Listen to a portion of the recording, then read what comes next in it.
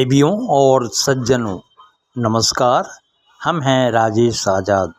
सत्यमेव जयते की धरातल पर गांधीयन मीडिया ग्रुप द्वारा संरक्षित संचालित young public news YouTube channel में आप सबका हृदय से स्वागत। लोकसभा चुनाव 2024 का प्रथम चरण अभी थमा। हम आपको पूर्वांचल की चुनावी खबरों की ओर ले जाना चाहते हैं। ज़बरदस्त फैक्टर बनता दिख रहा है। यहाँ 28 जिलों का सम्मिलित पूर्वांचल क्षेत्र, जहाँ लगभग 9 करोड़ जनता निवास करती है। पता है सबको, पूर्वांचल प्राकृतिक संपदा संसाधन से मालो माल है। उर्वरा खेती की भूमि, नदियाँ, बिजली उत्पादन केंद्र, श्रम शक्ति, साहित्यिक सांस्कृतिक राजधानी, जहाँ बाबा भोलेनाथ स्वयं विराजमान रहते हैं। धार्मिक हृदय स्थली देश की, विश्व की, पूर्वांचल की प्रस्तावित राजधानी काशी के साथ राजनेताओं का उपेक्षा भाव क्यों बना रहता है? सौतेलापन व्यवहार क्यों बना हुआ है? निरंतर देश की आज़ादी के बाद से अभी तक आज तक पूर्वांचल की संपूर्ण प्राकृतिक संपदा संसाधन श्रम शक्ति से उत्तर प्रदेश के रास्ते देश की तरक्की में बेमिसाल भूमिका रहती है, मौजूदगी बनी हुई है। फिर भी हमारा ख्याल रखने वाला कोई नहीं। सत्तारूढ़ भाजपा के साथ ही साथ अन्य बड़े राजनीतिक दल भी पूर्वांचल के वोट बैंक का इस्तेमाल अपने अपने ढंग से करते रह पाने की लालसा से समस्याओं को दलदल में बदलकर छोड़ रखा है। निरीह असहाय अवस्था में। परंतु ख्याल रखिए, समय बहुत ही बलवान होता है। कहते हैं बड़े बुजुर्ग कि ईश्वर की लाठी में आवाज़ नहीं होती। लोकसभा चुनाव के भीतर पूर्वांचल स्थित मोर्चा गठबंधन ने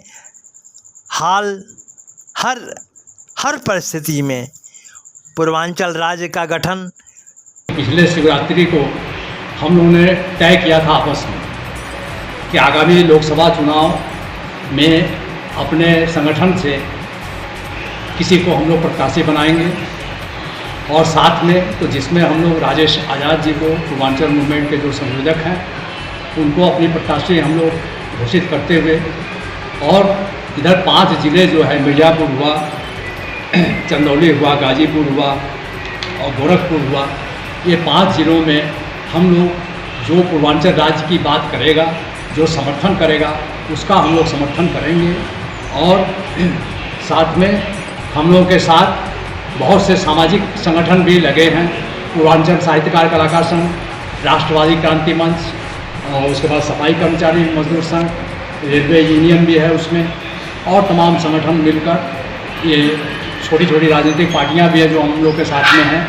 तो इस सबको लेकर मेन उद्देश्य हम लोग का लक्ष्य है कि पूर्वांचल राज्य अलग कैसे बने। सर, अगर बात की जाए तो काफ़ी सालों से पूर्वांचल राज्य बनाने की मुहिम कि जो भी नेता अगर भाषण में बोलता है, बड़ी बड़ी बात बोलता है, लेकिन उसके बाद उसका दल अगर जीत के जाता है तो देखता है कि हमारे दल के मैनिफेस्टो में नहीं है, तो वो भी बेचारा चुपचाप हो जाता है। तो कारण यही पड़ जा रहा है कमजोरी का। सबसे बड़ा राज्य है भारतवर्ष में उत्तर प्रदेश, तो 10-10 सीटों की, 4-4, 5-5 सीटों की जब संसदीय क्षेत्र बन सकता है, राज्य बन सकता है, तो 80 सीटों का कोई ज़बरदस्ती है?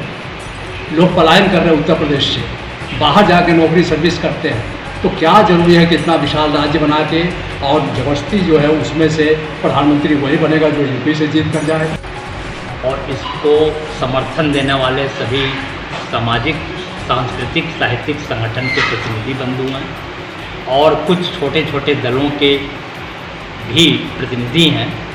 सबके प्रति मैं दिल से धन्यवाद ज्ञापित करता हूं, आभार ज्ञापित करता हूं कि उन्होंने मेरे संघर्ष को देखते हुए और इस महत्वपूर्ण ज्वलंत मुद्दे को लेकर के, जो 9 करोड़ पूर्वांचल की जनता के हित रक्षा से जुड़ा हुआ सवाल है, और सत्तारूढ़ दल भारतीय जनता पार्टी के साथ ही अन्य राजनीतिक दलों ने भी जिसे नकार रखा है, लेकिन दूसरी तरफ गिद्ध दृष्टि पूर्वांचल की जनता पर टिका रखी है, और वोट तो चाहिए, किसी भी हाल में चाहिए।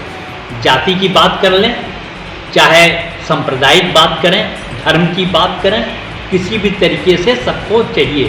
भैया पूर्वांचल का जो 28 जिला हमारा है, यहाँ जो पर्याप्त संसाधन है हमारे यहाँ, भौगोलिक दृष्टि से देखें, प्राकृतिक दृष्टि से देखें, भूमि उपजाऊ, सिंचाई के लिए नदियाँ, बिजली हम उत्पादन करें, श्रम शक्ति हमारे यहाँ, पढ़ाई लिखाई हमारे यहाँ, जो अच्छे पढ़ने लिखने वाले बच्चे हैं वो भी हमारे पूर्वांचल से निकल के जाते हैं। तो सब कुछ ये है। तो ये सब कुछ होने के बावजूद हमें नंगा क्यों बना के रखा गया है? और इसके लिए स्थानीय जनप्रतिनिधि ही जिम्मेदार हैं। ये किसी तरह जीत जाते हैं अगर, तो उसके बाद जा कर के वहाँ सदन में चापलूसी करने का काम करते हैं और पूर्वांचल की जनता के साथ उपेक्षात्मक रवैया अपनाते हैं। तो हमारा यह मानना है कि हम बनारस में आईटी हब बनाने के लिए, फिल्म सिटी का निर्माण कराने के लिए, औद्योगिक इकाइयों की स्थापना कराने के लिए, और इसके साथ ही जो चीनी मिल हमारे बंद पड़े हैं, 30-32 चीनी मिल बंद है पूर्वांचल के जिलों के, उसको पुनः चालू कराने के लिए हम संघर्ष करेंगे।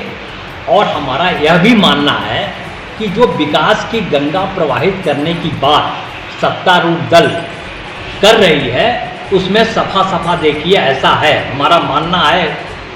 और जनता से जो हम लोग का साक्षात्कार होता है, पूर्वांचल अस्तित्व मोर्चा का भी यह मानना है कि अगर सड़कें, बड़ी बड़ी सड़कें बनाई गई, एयरड्रम तक और एयरपोर्ट तक की बनी, और ये सब जो चला रहा है गंगा जी में, ये जो व्यवसायीकरण किया गया, यह जो विकास का नाम दिया गया है, अगर हम इसको ही विकास मान लें तो यह विकास 25% पूर्वांचल के अंदर आकर के विकास का यह फ्रेम तैयार हुआ है। और इसका सर्वांगीण विकास तभी संभव है जब अलग पूर्वांचल राज्य बनेगा। हमारे साथी, हमारा भाई, हमारा भतीजा, हमारा अपना जो युवा है, उसे यहीं रोजगार मिलेगा। औद्योगिक इकाइयाँ हमारे यहाँ लेंगी, जो कुटीर उद्योग धंधे हैं, चौपट हो गए हैं, वो चालू होंगे। भाईचारा हमारा मजबूत होगा। सांस्कृतिक आयोजन जो लुप्त होता जा रहा है, पारंपरिक सारे आयोजन, गांव में जाइए, जो परंपरागत सारे आयोजन थे हमारे, वो लुप्त हो गए हैं, गायब हो गए हैं। वो सारे होंगे जब हम पूर्वांचल राज्य को। सवाल है, और सत्तारूढ़ दल भारतीय जनता पार्टी के साथ ही अन्य राजनीतिक दलों ने भी जिसे नकार रखा है, लेकिन दूसरी तरफ गिद्ध दृष्टि पूर्वांचल की जनता पर टिका रखी है। और वोट तो चाहिए, किसी भी हाल में चाहिए। जाति की बात कर लें, चाहे सांप्रदायिक बात करें, धर्म की बात करें, किसी भी तरीके से सबको चाहिए।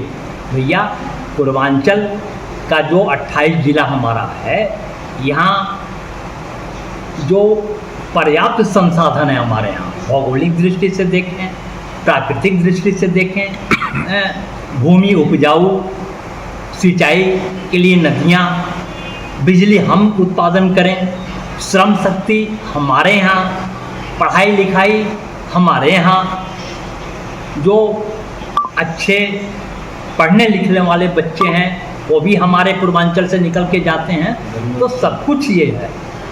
तो ये सब कुछ होने के बावजूद हमें नंगा क्यों बना के रखा गया है? हम सबके अपने इस चैनल को सब्सक्राइब करें, लाइक करें। दिल से आप सबका आभार।